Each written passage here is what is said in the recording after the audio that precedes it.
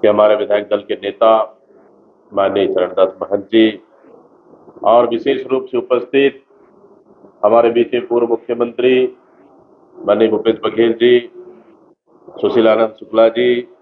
और तमाम हमारे स्पोक पर्सन और हमारे सीनियर नेता, पीसीसी के पदाधिकारी, पूर्व विधायक साथीगण और सभी हमारे आदरणीय पत्रकार साथीगण। आदरणीय साथियों, इस मानसून सत्र में कांग्रेस पार्टी सदन के अंदर और सदन के बाहर जनता के मुद्दों को लेकर आक्रामकता के साथ लड़ाई लड़ी है। मैं आपके बीच में सदन की बाहर की बातें रखूंगा, बाकी सदन के अंदर बात हमारे लीडर ऑफ अपोजिशन माननीय महंत जी और हमारे पूर्व मुख्यमंत्री भूपेश बघेल जी रखेंगे। आदरणीय साथियों, पिछले 5 दिनों में सदन से लेकर सड़क तक हमने जनता की लड़ाई लड़ा।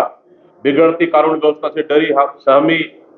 जनता के भीतर हमारी लड़ाई से भरोसा पैदा हुआ है। हमने बता दिया कि छत्तीसगढ़ में जनता के हकों की रक्षा के लिए कांग्रेस एक मजबूत विपक्ष के रूप में है। जिस तरह से पूरे प्रदेश में लगातार बिगड़ती कानून व्यवस्था को लेकर, लचल कानून व्यवस्था को लेकर लगातार लूट, हत्या, डकैती, चोरी, अपहरण, चैन स्नैचिंग, लगातार खुलेआम गोलीबारी, चाकूबाजी, इन घटनाओं को लेकर कांग्रेस पार्टी ने 24 जुलाई को विधानसभा घेराव का आह्वान किया था और इस घेराव में पूरे प्रदेश से लगभग सभी हमारे कार्यकर्ता साथीगण 5000 से अधिक गाड़ियों में राजधानी रायपुर के लिए निकले और शासन प्रशासन ने पूरी तरह से इस कार्यक्रम को रोकने के लिए पूरी ताकत लगा दी और जगदलपुर से बस्तर से आने वाले गाड़ियों को बस्तर से रोकना शुरुआत किए। जहां राजधानी तक पहुंचने नहीं देना उनका मकसद था, लेकिन तब भी हमारे कार्यकर्ता उतने रोकने के बाद, कड़ी सुरक्षा के बाद भी राजधानी तक आधे कार्यकर्ता पहुंच पाए। उसी तरह से रायगढ़ रोड का भी देखें तो यहाँ पे भी पूरे पुलिस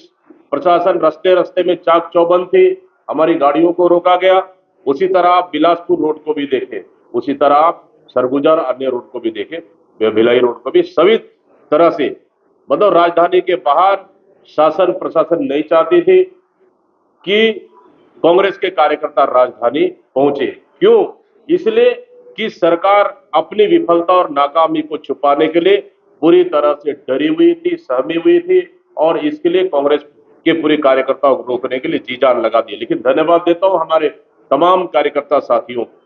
जो हमारे वरिष्ठ नेताओं के मार्गदर्शन में इतने बड़े सफल हमारे विधानसभा का घेराव का आयोजन रखा गया और जिस तरह से 25,000 से अधिक कार्यकर्ता इतने रोकने के बाद भी शहर के चारों तरफ पूरी किल्लेबंदी कर दिए गए, उसके बाद भी हमारे कार्यकर्ता धरना स्थल तक पहुंचे और बहुत सारे ट्रैफिकों में फंस भी गए, तब भी कार्यक्रम स्थल तक पहुंचे 25,000 से अधिक संख्या में और इस कार्यक्रम को सफल बनाया और सरकार को बता दिए कि प्रदेश की जनता में कानून व्यवस्था को लेकर आक्रोश है, प्रदेश की जनता में बिगड़ती कानून व्यवस्था को लेकर गुस्सा है। इसलिए पूरे प्रदेश की जनता ने भी समर्थन किया और कांग्रेस पार्टी ने आक्रामकता साथ बात रखे ताकि, और निश्चित रूप से सरकार पूरी घबराई और डरी हुई थी और इसका असर हम चाहते कि इसका असर शायद सरकार गहरी नींद में, कुंभकर्णी की नींद में सोई है, सरकार जाग जाए। लेकिन तब भी जिस दिन घेराव हो रहा था हमारे कांग्रेस के कार्यकर्ताओं की हत्या हुई। कल की घटना आप देखेंगे, सिर्फ एक बिस्किट की चोरी के लिए खुलेआम उनको रेलवे स्टेशन उनको पैर में बांधकर उनको खींचा जा रहा है। मतलब वास्तव में छत्तीसगढ़ का हालात बिल्कुल भी ठीक नहीं है।